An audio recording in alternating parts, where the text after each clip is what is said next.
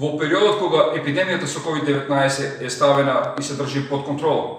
Ние мора да се враќаме во нормала, но и да научиме да живееме од коронавирусот. Кризата спласнува, но вирусот се уште е пристои кај нас. Затоа не смееме да се опуштиме, борбата со коронавирусот треба да ја продолжиме и преку целосно почитување на мерките за заштита за здравјето, носење на заштитна опрема на лицето, одржување на физичка дистанца и зголемена лична хигиена. Во вакви услови ќе функционираат и државата и институциите, кои денес се наоѓаат во крајно комплицирана состојба која налага организирање на избори во првиот можен рок.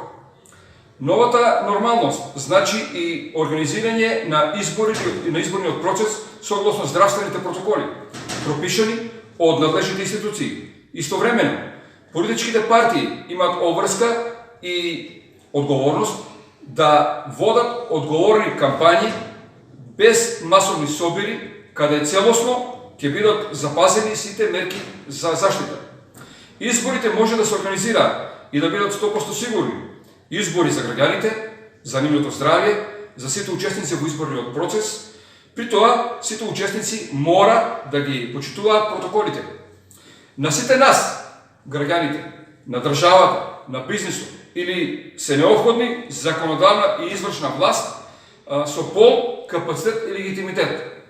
Само со такви институции, со целосен легитимитет, можеме полесно и побрзо да излеземе од кризата со здравствените и економските последици од коронавирусот.